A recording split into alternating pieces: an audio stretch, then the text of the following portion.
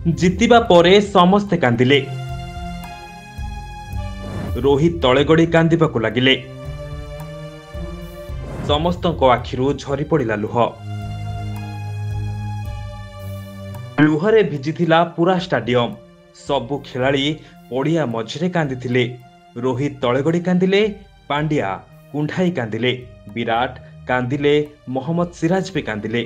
ହଁ ଆଜ୍ଞା, ଏମିତି ବିଶ୍ୱକପ୍ ମ୍ୟାଚ୍ କେବେ ହେଲେ ଦେଖିବାକୁ ମିଳିନଥିଲା। ପୁରା ଲୋମଟାଙ୍କୁରା ମ୍ୟାଚ୍ ଥିଲା। ଶେଷ ଓଭର ପର୍ଯ୍ୟନ୍ତ ଯାଇଥିଲା ଖେଳ।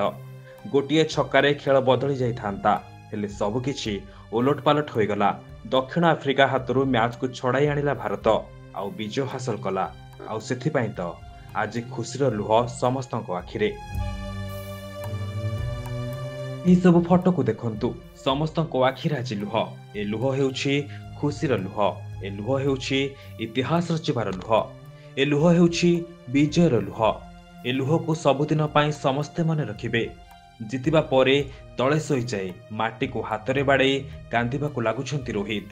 ବିରାଟ ମଧ୍ୟ କାନ୍ଦିଥିଲେ, ଯାହାଙ୍କ ଆଖିରେ ଲୁହ କେବେ ଆସିନଥିଲା, ତାଙ୍କ ଆଖିରେ ବୋହିଥିଲା ଧାର ଧାର ଲୁହ। ପାଣ୍ଡ୍ୟା ବି କାନ୍ଦିଛନ୍ତି। ସମସ୍ତଙ୍କୁ କୁଣ୍ଢାଇ ତାଙ୍କ ଆଖିରୁ ମଧ୍ୟ ଝରି ପଡ଼ିଛି ଧାର ଧାର ଲୁହ। ରୋହିତ ଏବଂ ବିରାଟଙ୍କର ଏହା ହେଉଛି ଶେଷ ବିଶ୍ୱକପ୍।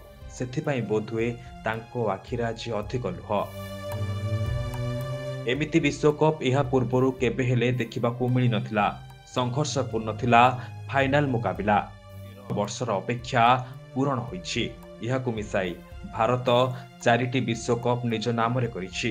2ଟି ଦିନିକିଆ ବିଶ୍ୱକପ୍ ଏବଂ 2ଟି ଟି20 ବିଶ୍ୱକପ୍। ଯଦି ଦେଖିବା 177 ରନ୍ ପିଛା କରି ପରାଜୟର ସାମ୍ନା କରିଥିଲା ଦକ୍ଷିଣ Africa. Bureau report, Odisha Bhaskar.